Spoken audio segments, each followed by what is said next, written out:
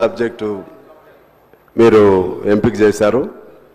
అందుకు స్పీకర్ గారికి, legislative minister గారికి, ప్రభుత్వానికి నేను కృతజ్ఞతలు తెలియజేస్తా ఉన్నాను. జనరల్గా ఏ ప్రభుత్వం అయినా సరే విద్యారంగాన్ని బాగు చేయాలని కోరుకుంటూ ఉంటుంది. అందులో భాగంగా కేసీఆర్ గారు కూడా ఆ రోజుల్లో చాలా చేయాలనేటువంటి తపన మొదట్లో అధికారంలోకి వచ్చినప్పుడు కనపడింది. అప్పుడు ఆయన చెప్పిన ఒక మాట కూడా గుర్తు చేస్తాను అధ్యక్ష. ప్రతి స్కూల్లో అది irrespective of CM, irrespective of children of CM or grants children of CM or a common man, all must study in one school, that is common school. So we should reach that target. So that was his saying. Accordingly, generally every government dreams high, but to achieve that dreams, to fulfill that dreams, the efforts are being made very little. So ఆయా విధంగానే కేసీఆర్ గారు చాలా కలలు కన్నారు, కానీ ఆయన ప్రాధాన్యతలు మారిపోయాయి. ఇప్పుడు మన ముఖ్యమంత్రి గారు రేవంత్ రెడ్డి గారు ఆయనలో ఒక తృష్ణ, ఒక కసి కనపడతా ఉంది. కారణం, అప్పుడప్పుడు ఆయన్ని మీరు చదవలేదు, మీరు సరిగ్గా మాట్లాడరు, ఇంగ్లీషు ఇవి చెప్తూ ఉంటారు. ఆయన బాగానే మాట్లాడతారు, నేను పార్లమెంట్లో విన్నాను. చాలా ఆయన్ని నిర్మలా సీతారామన్ గారు అన్నా, నేను జాగ్రత్త అన్నా, ఏం తప్పేం మాట్లాడలేదు. అయినా ఆయన ప్రభుత్వ స్కూల్లో చదివి పట్టుదలగా ఆ మేరకు వచ్చి ఇవాళ ఆయన కసిగా తెలంగాణ రాష్ట్రంలో విద్యారంగాన్ని అభివృద్ధి చేయాలనేటువంటి ఒక పట్టుదల ఆయన కనపడుతుంది. అందులో భాగంగానే స్కిల్ యూనివర్సిటీ కానీ, స్పోర్ట్స్ యూనివర్సిటీ కానీ, ఇంటిగ్రేటెడ్ స్కూల్స్ కానీ, నిజంగా నేను ఇప్పుడు ఇది వచ్చేటప్పుడు తెలుసుకున్నాను. ఈ మెనూకి సంబంధించి 4 రోజులు చికెన్ కర్రీ, 2 days అది మన మటన్ కర్రీ, ఎవ్రీడే ఒక ఎగ్గు, ఆ విధంగా అలాగే ఛార్జెస్ పెంచారు. ఇంకా చాలా చేయాలనేటువంటి తపన కనపడతా ఉంది. కానీ ఇది ఎంత మేరకు సక్సెస్ అవుతుంది అనేది still I doubt. Why? Because ఇప్పుడు అటువంటి ఆ కాంక్ష, ఆ కోరిక ఒక ముఖ్యమంత్రి గారి దగ్గర ఉంటే చాలు. పై నుంచి క్రింది వరకు ఆ తపన ఉండాలి. మన దగ్గర ఉన్నటువంటి దురవస్థ ఈ మన రాష్ట్రంలో కానీ మన భారతదేశంలో కానీ ఏమిటంటే, ఆరంభం చాలా గొప్పగా ఉంటుంది, కానీ అనుభవంలో, ఆచరణలో nobody takes it seriously. What we said, we ourselves don't take it seriously. So that is going on. That's why we are facing this kind of plight in the country, అధ్యక్ష. మన భారతదేశంలో వాస్తవంగా అన్ని రకాల సంపద ఉన్నప్పటికీ కూడా మనం అనేక దేశాల కంటే ఇప్పుడు కూడా విద్యారంగంలో వెనకబడి ఉన్నాం. ఎక్కడైతే విద్యారంగంలో వెనకబడి ఉన్నామో, ఏ సమాజం అయితే వెనకబడి ఉంటుందో, ఏ దేశం అయితే వెనకబడి ఉంటుందో, ఆ దేశం మిగిలిన చిన్న దేశాలతో కూడా మనం కంపీట్ చేయలేని పరిస్థితిలోకి వస్తున్నాం. కారణం ఏమిటి అనేది మనం ఒకసారి ఆలోచన చేస్తే, మొత్తంగా చూస్తే మనకు స్వాతంత్రం వచ్చి 78 ఏళ్ళు అయింది. లిటరసీ రేట్ వాళ్ళ లెక్కల ప్రకారంగా దేశంలో 67% ఉంది. దానిలో ప్రాక్టికల్గా చదవటం, రాయటం వచ్చిన వాళ్ళు స్టాటిస్టిక్స్ ప్రకారంగా 40 and odd. రియలిస్టిక్గా పోతే సొంత భాష తెలుగు 100% రాయగలిగిన వాళ్ళు, తెలుగు 100% చదవగలిగిన వాళ్ళు మాతృభాష, లేకపోతే ఇంగ్లీషు 100% చదవగలిగిన వాళ్ళు చూస్తే 10 to 15% కరెక్ట్గా లేరు అనేది మనకు ఉన్నటువంటి అంచనా, అధ్యక్ష.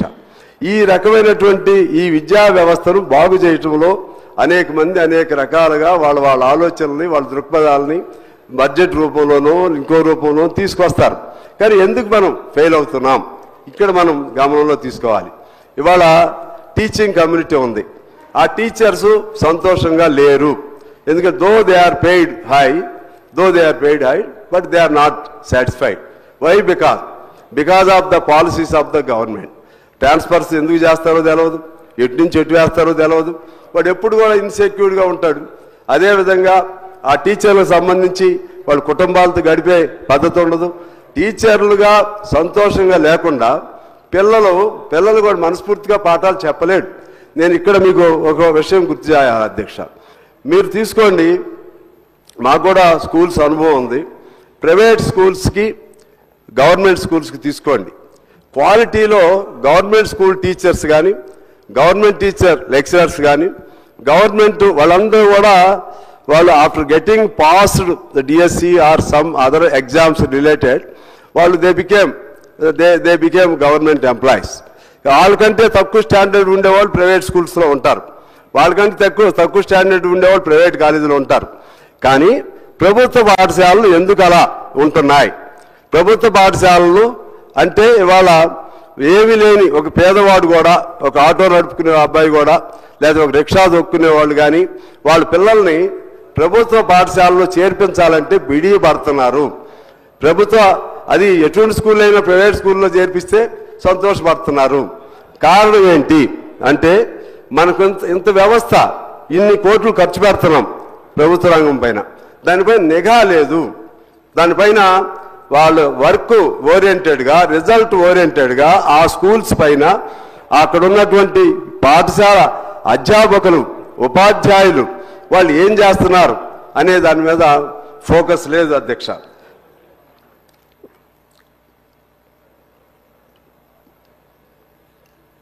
దానిలో భాగంగానే నేను మీకు ఒక విషయం చెప్పాలి.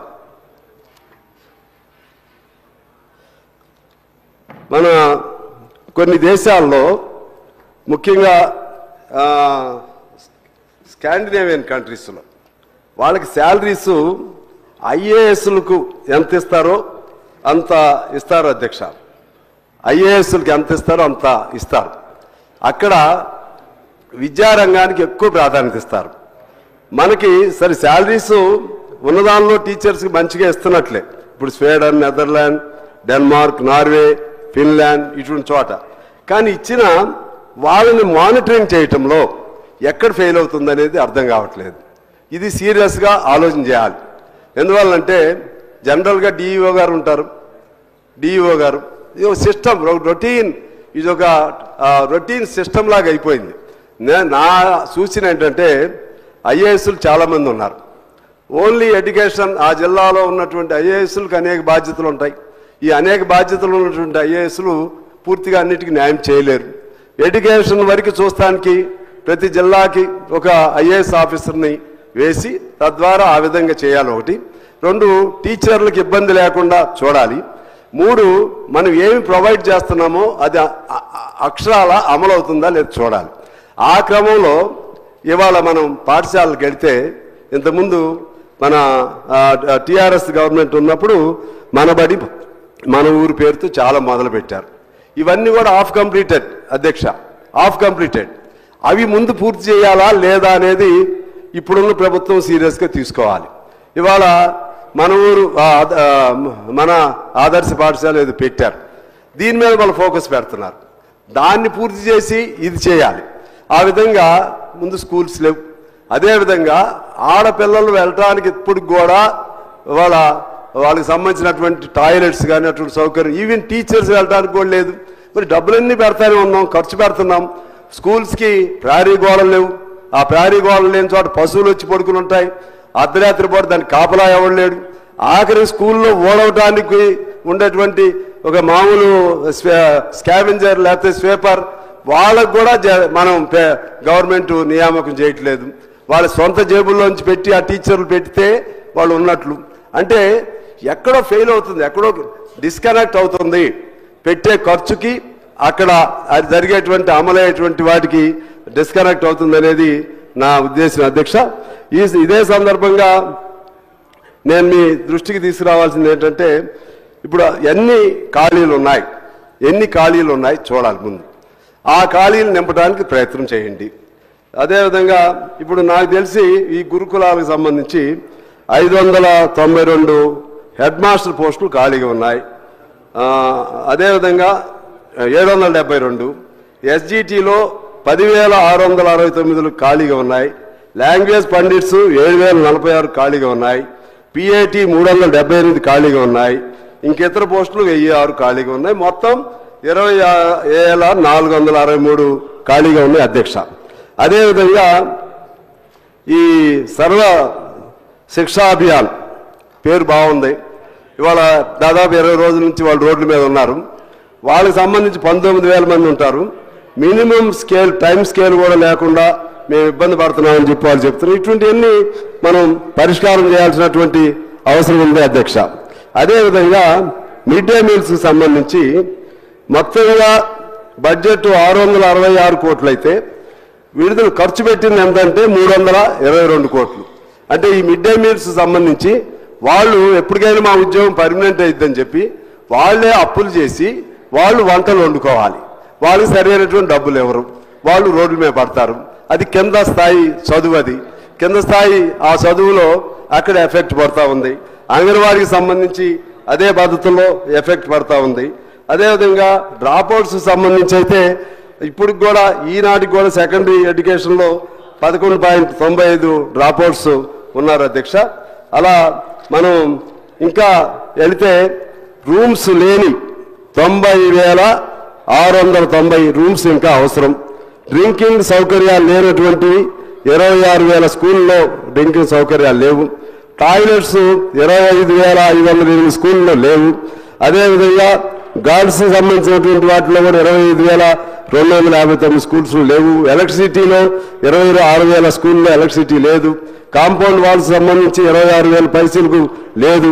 ప్లే గ్రౌండ్స్ సంబంధించి 26,000 పైసలకు లేదు. కిచెన్ షెడ్లు లేవు. అలాగే ఇంకా ఇటువంటి అనేక ఇబ్బందులు ఉన్నాయి అధ్యక్ష. అదేవిధంగా గురుకులాలకు సంబంధించి ఈ 10 ఏళ్ల కాలం సంగతి నేను చెప్తున్నాను, ఇప్పుడని కాదు. గురుకులాలకు సంబంధించి అప్పుడు 200 ఉండేవి, 1000 పెరిగినాయి మనకి. కానీ 1000 పెరిగిన 672 భవనాలకి ఇప్పుడు కూడా సొంత భవనాలు లేవు అధ్యక్ష. వీళ్ళు నాకు తెలుసు కొన్ని ప్రైవేట్ వాటిలో తీసుకుంటారు, ఆడటానికి ఏమి ఉండదు అక్కడ. ఆ రూములే సరిగా ఉండవు, ఇరికిచ్చి పెడతారు. తర్వాత టైం ఏదో నాకు స్పెసిఫిక్గా చెప్పమన్నారు. టైం ఏంటంటే ఇప్పుడు గురుకులాల్లో ఇంతకుముందు 9ంటికి ఉండేది, ఇప్పుడు 8ంటికి పెట్టారంట. 8ంటికి పెట్టడం వలన బాత్రూములు లేకపోవటం వల్ల ఒకే బాత్రూంలో 30 మంది ఒకసారి పోవాల్సిన పరిస్థితి రావటం వల్ల మళ్ళీ అక్కడ టిఫిన్ అది అందదని కొంతమంది స్నానాలు చేయకుండా టిఫిన్ దగ్గరికి వెళ్ళాలి. టిఫిన్కి వెళ్ళిన వాళ్ళు స్నానాలు లేవు. ఈ విధంగా ఇవన్నీ కామన్ చిన్న ఇష్యూస్, దాని మీద ఫోకస్ పెట్టేవాళ్ళు లేరనేది నేను మీ ద్వారా ప్రభుత్వానికి వారి దృష్టికి తీసుకొస్తున్నాను అధ్యక్ష. అదేవిధంగా పిల్లలు హాస్టల్ పిల్లల్ని ఎలా చూడాలి మనం? హాస్టల్ పిల్లలు సరే ఇప్పుడు ఆ ప్రభుత్వం ఉన్నా జరుగుతాయి, ఈ ప్రభుత్వం ఉన్నా జరుగుతాయి. ఏ ప్రభుత్వం ఉన్నా మంచిగా ఉండాలని కోరుకుంటారు, మంచి చేయాలని కోరుకుంటారు, పిల్లలు చదువులు బాగా చెప్పించాలని కోరుకుంటారు. వాళ్ళకి చదువు బాగా వస్తే ఆ ప్రభుత్వానికి మంచి పేరు వస్తుందని వాళ్ళకి తెలుసు. కానీ అమల్లోకి వచ్చేసరికి తేడా వస్తూ ఉంది. ఇవాళ హాస్టల్ పిల్లలు ఎలా ఫీల్, ప్రభుత్వం పాఠశాలలో చదివే పిల్లలే వాళ్ళు రెండవ శ్రేణి పిల్లల్లాగా ఫీల్ అవుతున్నారు ప్రభుత్వ పాఠశాలలు. ఇంకా హాస్టల్లో చదివే వాళ్ళు ఇంకా అన్యాయంగా ఫీల్ అవుతున్నారు అధ్యక్ష. వాళ్ళు పాపం వాళ్ళ బట్టలు కానీ వాళ్ళకి తల్లిదండ్రులు అంతా మనమే, టీచర్సే తల్లిదండ్రులు. 24 గంటలు మన ఆధీనంలోనే ఉన్నారు, మన స్వాధీనంలోనే ఉన్నారు. వాళ్ళని ఎంత బాగా డెవలప్ చేసుకోవచ్చండి, ఎంత బాగా ప్రభుత్వ పాఠశాలలకి ఏ సిస్టమ్స్ ఉన్నాయి, ఎడ్యుకేషన్గా వాళ్ళు ఎలా చదివిస్తున్నారు, వాళ్ళ స్టడీ సర్కిల్స్ ఎలా ఉంటాయి, స్టడీ అవర్స్ ఎలా ఉంటాయి, అటువంటి ఏమైనా మనం పాటిస్తున్నామా? వాళ్ళ బట్టలు ఎన్ని ఇస్తున్నాం, బట్టలు సరిగా ఉన్నాయా లేదా? మీరు ఎప్పుడైనా చూడండి ఒకసారి హాస్టల్కి వెళ్ళి, తెల్ల బట్టలు ఉన్న చోట తెల్లగా ఉన్న బట్టలు ఉన్నటువంటి వాళ్ళు ఎంతమంది మనకు కనపడతారు చూడండి. వాళ్ళకి ఆటోమేటిక్గా ఇన్ఫీరియారిటీ ఆటోమేటిక్గా డెవలప్ అవుతుంది. అక్కడ చదవటం వలన సుపీరియారిటీ కంటే వాళ్ళకి ఎంపవర్మెంట్, వాళ్ళకి ఒక ఆత్మ గౌరవంతో పాటు ఆత్మాభిమానంతో పాటు నేను ఇక్కడ చదువుకున్నాను, పైకి వస్తాను, పైకి ఇంకా మిగిలిన వాళ్ళకంటే ఎవరికంటే నేను తక్కువ కాదు అనే భావన కంటే హాస్టల్లో చదివేటువంటి వాళ్ళకి ఎక్కడో ఆత్మ న్యూనతా భావం ఉంటుంది. హాస్టల్లో చదివే వాళ్ళకి, ప్రభుత్వ పాఠశాలలో చదివే వాళ్ళకి ఆత్మ న్యూనతా భావం ఉంటుంది. వీటన్నిటినీ మనం సరి చేసుకోకుండా, ఈ విద్యా విధానాన్ని సరి చేసుకోకుండా ఈ సమాజం బాగుపడదు, ఈ దేశం బాగుపడదు, మన రాష్ట్రం బాగుపడదు. అందువల్ల నేను అంటున్నాను, దానికి సంబంధించి ఇవన్నీ బాగానే చెప్తున్నాం, ఖర్చులు కూడా పెడతానే ఉన్నాం. కానీ అసలు ఆ ఎక్స్పర్ట్స్ అకాడమిక్ ఎక్స్పర్ట్స్ ఏం చెప్తారంటే బడ్జెట్లో 20% ఇవ్వండి అంటారు. సరే, వాస్తవంగా మనకు we know the practical difficulties of every government. ఎందుకంటే వాళ్ళు బ్యాలెన్స్ చేసుకోవాలి, అన్ని రంగాలను బ్యాలెన్స్ చేసుకోవాలి. 20% అంటే పెట్టలేరు. వీళ్ళు వాస్తవంగా పోయినసారి 6.5% పెట్టారు, ఈసారి 7.5% పెంచారు ఎడ్యుకేషన్కు సంబంధించి.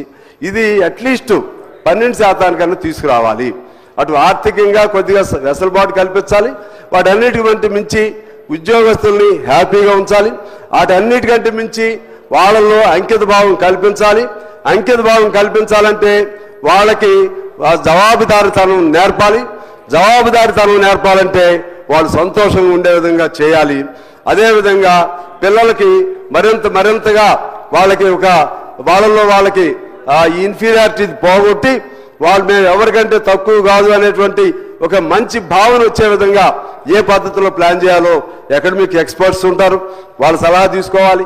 ఆ విధంగా తీసుకుంటే ఇప్పుడు 6 లక్షల మంది గురుకుల విద్యాలయాల్లో 6 లక్షల మంది ఉన్నారు అధ్యక్ష. 6 లక్షల మందిని మనం వజ్రాల్లాగా తయారు చేసుకోవచ్చు. ఆ 6 లక్షల మందిని భారంగా తయారు చేస్తే వాళ్ళు కుటుంబాలకి నష్టం, రెండో పని చేసుకోలేరు, వ్యవసాయం చేసుకోలేరు. చదువుల్లో పూర్తిగా మనం చూస్తూ ఉన్నాం. చదువుకున్నటువంటి వాళ్ళు ఎంతమంది కరెక్ట్గా ఉద్యోగాలకి కాంపిటేటివ్ ఎగ్జామ్స్కి పనికి వస్తున్నారు. డిగ్రీలు ఉన్నాయి, ఇంజనీరింగ్ చదివిన వాళ్ళు ఉన్నారు, పోస్ట్ గ్రాడ్యుయేషన్ చదివిన వాళ్ళు ఉన్నారు. టెక్నికల్గా వాళ్ళకి సర్టిఫికెట్స్ వస్తున్నాయి తప్పితే ఆచరణలోకి వచ్చేసరికి స్టాండర్డ్ చాలట్లేదు. వీటన్నిటిపైన ఇది పెద్ద ఓషన్ అధ్యక్ష. ఇది ఇవాళ ఈ ఒక్క గంటతో జరిగే చర్చలతో ఇది అవ్వదు. దీనిపైన ఈ విద్యారంగం పైన చాలాసార్లు కొఠారి కమిషన్, రాధాకృష్ణ కమిషన్, ఇంకా చాలా కమిషన్లు ఇంతకుముందు చాలా సూచనలు చేశారు. అమలు చేయటంలో మనకి ఇప్పుడు ముఖ్యమంత్రి గారికి తపన ఉంది, అంతకుముందు కేసీఆర్ గారికి తపన ఉంది. ఆయన ఫెయిల్ అయ్యాడు, ఈయన ఫెయిల్ కాకూడదని కోరుకుంటున్నాం. అదే పద్ధతిలో ఆ తపన దీనికి సంబంధించినటువంటి మంత్రులు కూడా ఉండాలి. ఎవరి శాఖ వాళ్ళకి. సరే, ఇప్పుడు ఇదేమో ముఖ్యమంత్రి గారి చేతుల్లో ఉంది, మంత్రులు కూడా కొద్దిగా ఫ్రీడమ్ ఉండాలి. ఎవరి శాఖను వాళ్ళు ఛాలెంజ్గా తీసుకుని నడిపే విధంగా వాళ్ళకు ఉండాలి. అదేవిధంగా దానిపైన ఉన్నటువంటి ఐఏఎస్ ఆఫీసర్లు, అదే ఎడ్యుకేషన్ సంబంధించినటువంటి సెక్రటరీస్, ఎడ్యుకేషన్ సంబంధించినటువంటి పై అధికారులు, వాళ్ళందరూ కూడా అంకిత భావంతో ఉండాలి. నేను ఏం చేస్తున్నాను, ఏం చేయాలనేటువంటి తపన ఉండాలి. ఇవి ఎంతసేపు ఉద్యోగం అయిపోయిందా, 5 గంటలు అయిపోయిందా, వెళ్ళిపోదాం అనేది కాకుండా ఇంకా సీరియస్గా వాళ్ళని వాళ్ళు అర్పించుకోవాలి. అటువంటి డిపార్ట్మెంట్ ఇది ఈ విద్యారంగం. ఆ విధంగా అన్నిటికంటే అన్ని రంగాల కంటే విద్యారంగంలో పనిచేయటం అనేది ఒక గొప్ప అదృష్టంగా అధికారులు కూడా భావించాలి. విద్యారంగం కోసం కృషి చేయటం గొప్ప అదృష్టంగా పాలకవర్గాలు భావించాలి. ఆ విధంగా ఇవాళ ఈ మంచి సబ్జెక్టు ద్వారా కొన్నైనా సరే సమస్యల పరిష్కారం ఉండి దానిపైన మరింతగా వాళ్ళు ఎక్స్పర్ట్స్ని కూర్చోబెట్టుకుని ఎక్కడెక్కడ ఎందులో లోపం ఉంది, ఎక్కడెక్కడ మౌలిక వసతుల్లో లోపం ఉంది, చదువులో ఎక్కడ లోపం ఉంది, ఎన్ని ఖాళీలు ఉన్నాయి, తక్కువ జీతాలు ఎంతమందికి ఇస్తున్నాం. అధ్యక్ష, అందరికీ సేమ్ క్వాలిఫికేషనే టీచర్లకి. ఒకడేమో టైమ్ స్కేల్ టీచర్ అంటారు, ఒకడేమో గెస్ట్ టీచర్ అంటారు, ఒకళ్ళేమో ఆన్రోలింగ్ టీచర్స్ అంటారు, ఒకళ్ళేమో ఫుల్ టీచర్స్ అంటారు. ఇక వ్యవస్థ ఇట్లుంటే బాగుపడదు. వీటన్నిటి మీద సమన్వయంతో ముందుకు తీసుకెళ్తే ఖచ్చితంగా మన తెలంగాణ నెంబర్ 1గా ఉంటుంది. తెలంగాణ నెంబర్ 1గా ఉంటే దేశంలో కూడా మన భాగస్వామి మనం ఉన్నట్లు దేశాన్ని నెంబర్ 1గా తీసుకెళ్తే ప్రపంచంలోనే అగ్రగామిగా ఉండడానికి అవకాశం ఉంటుందని తెలియజేస్తూ అవకాశం ఇచ్చినందుకు మీకు ధన్యవాదాలు తెలియజేస్తూ సెలవు తీసుకున్నాను అధ్యక్ష.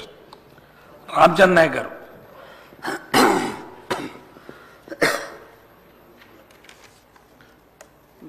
ధన్యవాదాలు అధ్యక్ష. ఈనాటి బాలలే రేపటి పౌరులు అని స్వర్గీయ పండిత్ జవహర్లాల్ నెహ్రూ గారు